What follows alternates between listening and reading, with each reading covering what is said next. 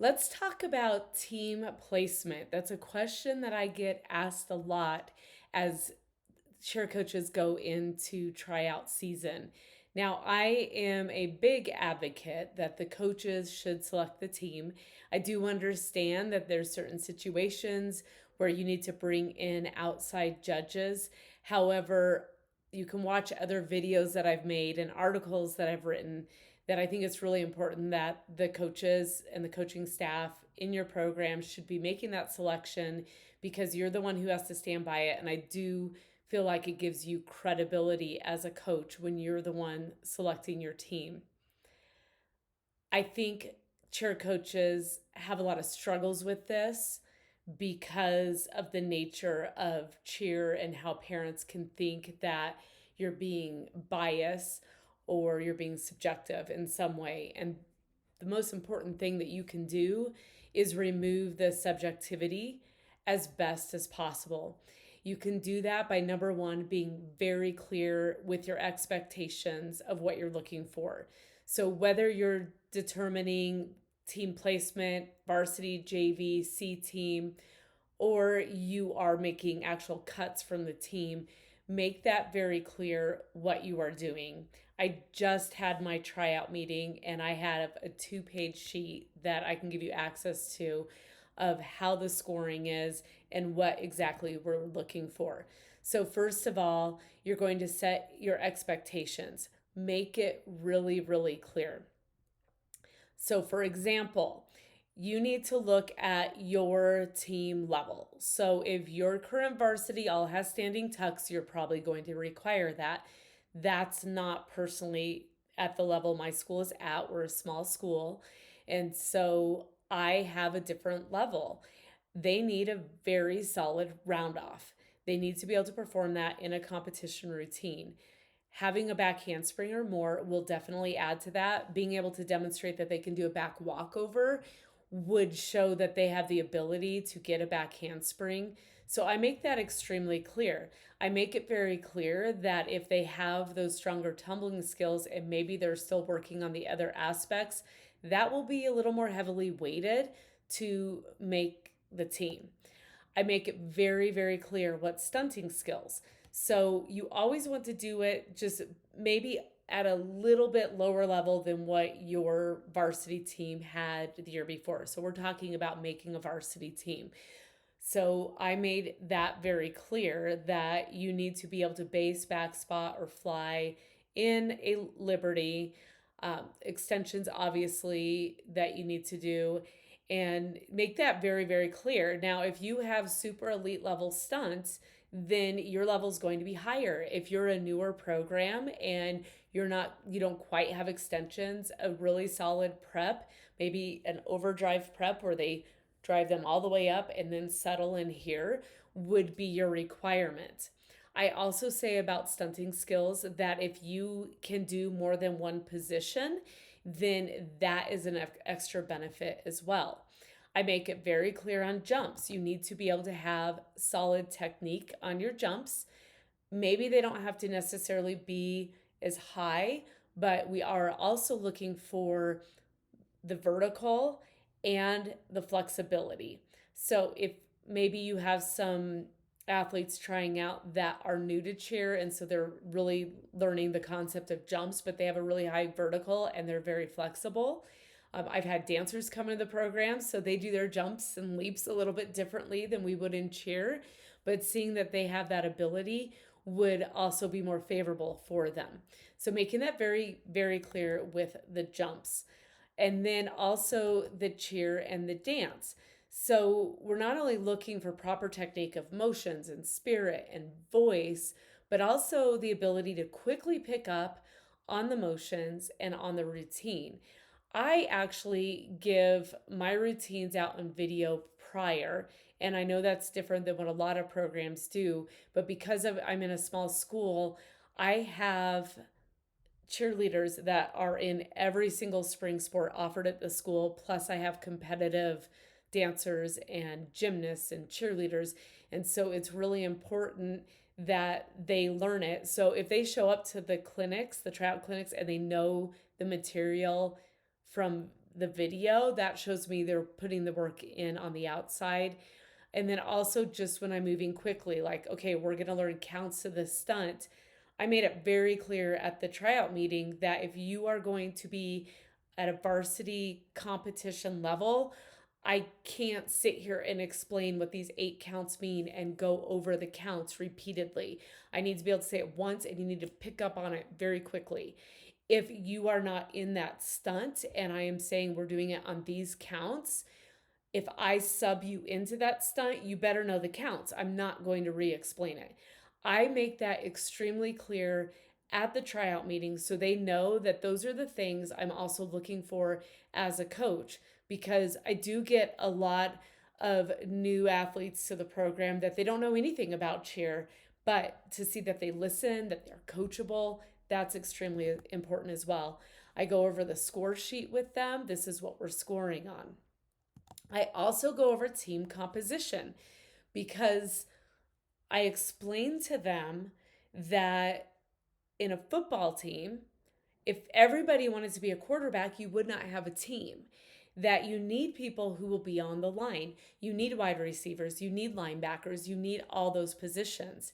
And so we're also looking at team composition. So while we're looking at how you perform the cheer, the dance, the stunts, and the tumbling, there might be somebody that has stronger skills in the areas of the cheer and the dance and the jumps, let's say.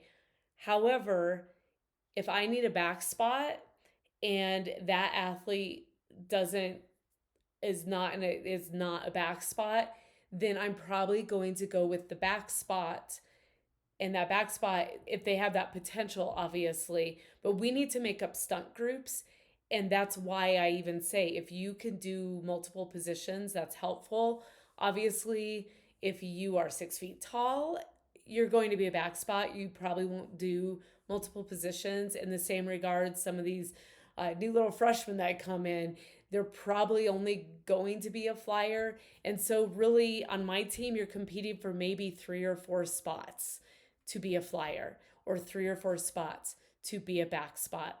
And that to be able to do multiple positions is extremely beneficial. But if maybe you are really only one position, then you're not competing for 15 spots on my team. You're competing for one of 4, 3 or 4 on the team. So we are looking at routine composition because what you're trying to avoid is if you make a cut or somebody makes JV instead of varsity, when the parents and the athlete is complaining about it and they say, well, so and so doesn't have these skills, you're also saying the routine, the not the routine, the team composition is critical because we can't have a team of flyers and we can't have a team of back spots. We need to have the makeup of increments of 4 in those stunt groups. And sometimes we're able to make up a 4th group with a variety of different positions. So for instance, last year I had an elite sequence with 4 stunt groups up. I had 17 athletes on the team. And then I had an elite section with 3 stunt groups up. So I was able to really max out to show that our team could put 4 groups up. And I needed to make sure that I could do that by having 17, because there were 17 athletes that definitely should have been on that varsity team, but with all the other elements and even with the stunting, but then I had to make up the stunt group. So I hope that makes sense, but I explain it to them. I explain what that means. And then be very transparent with how you're evaluating them. So throughout the clinics, I say that you're getting scored on stunts and tumbling throughout the clinics because we're watching it, we're seeing improvement. Because if somebody comes in with very few skills, they're new to stunting, and by the end of all the tryout clinics, they can already do the minimum plus more of what we're expecting, then that's going to be looked more favorably than somebody who can do the bare minimum, but they're not continuing to improve and do more advanced skills. So we're looking at that throughout the whole tryout process. And that's why just the tryout day is not the most important day. Every part of the tryout clinic is. I'm looking to see, are you paying attention when I'm telling you what counts we're doing and then I sub you into base? Do you know when we're clapping and when we're setting and when we're jumping in and when we're dismounting? Do you know those counts? If you are not listening, then that is already going to put an impression on me that you're not listening or you aren't able to pick up quickly. Now, you want to think through how you're going to make the announcement. Now, many teams will give each athlete a tryout number. And if you're going to be posting if you're going to be posting who's making the team or who's making JV and varsity, I would highly recommend to do the number just because it's not as clear to the general public there if you're posting that on social media. And that is the direction I'll be taking this year. But what I will be doing, because it will be very selective for our varsity competition team, are the athletes who do not make the varsity competition team. I will be giving a call, and I will be telling everyone that they need to be available from a certain time period on that particular evening, that they may or may not receive a call from me. And those phone calls will go out first, so they're aware before everybody else is finding out if they have made the varsity competition team. So you want to think through the culture of your program, what the athletes are expecting. Some of you have 100 athletes trying out and they know it might be really competitive to even make the team, and some of you are only making a few cuts. So you have to look at the nature and the dynamics of your program. And each year I customize it and do it a little different, actually, based on what's going on and what the team and the parents are expecting. So think through how that announcement would be received to all of your athletes. And then also follow up if they have more questions, that just say you're available if they need to talk within the next week about what they can do, because I will be having alternates on my team, and we need those alternates. They're very important. They're not just afterthoughts. So making that very clear from the beginning what that alternate status is. And ultimately, you are running the program, and if you need to make cuts or you need to make some of those hard decisions, the athletes that you want in your program will ultimately understand. They'll be sad, they'll be disappointed, but they're going to understand.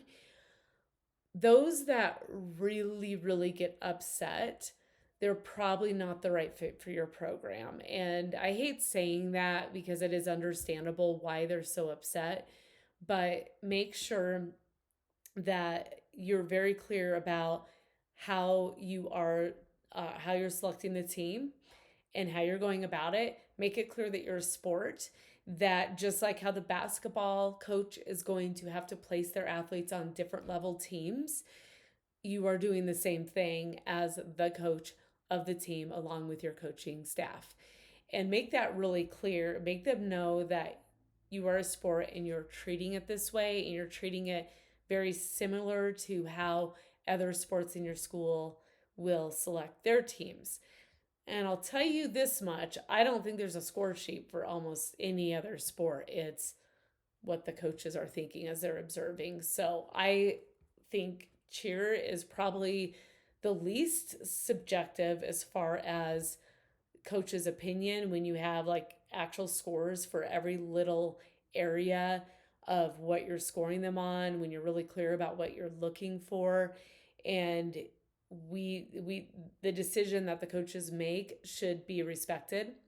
Lastly, before you even go about doing any of this, make sure that you have gone through your process with your athletic director. Ask for feedback if there's anything you should consider as you select your team for the next year. And then make sure your athletic director is going to support you on your decision. Make that very clear with your athletic director, and make it very clear with your families that your AD is going to support you on the decisions that you make. Just have a very clear cut form. I don't give the scores out. However, I do have them, and if the athletic director would ever need to look at them, then he would be able to see that and just verify that there was a definite point difference. And that's something that I needed to do last year. There was a definite point difference. And so when I had those initial athletes for varsity, I then had to see, can we make up stunt groups with these athletes that have these scores? And we could. So it worked out. It worked out really well.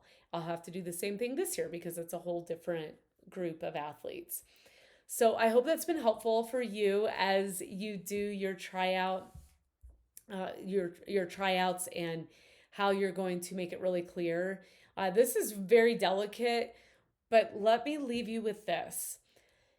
Tryouts are difficult, especially when you're making cuts or you're determining varsity, JV, or other levels of your program. It is very difficult, but know that once you get through that, and if you can follow a really good process and stick to it, once you've made that decision and once you've started into your season with your new team, that will be over with. You just have to get through this difficult process. I find it very difficult myself because I know that there are so many hopeful athletes that will make the team that they were hoping for, and it's sad to say I'm sorry, but you didn't make the cut. That is probably one of the hardest things that we have to do as coaches. However, we also need to keep the standard of the program. So, therefore, good luck and know that this is just a small season of your year round season that you are going to have. It's just a small portion of it, and you can do it and you can get through it.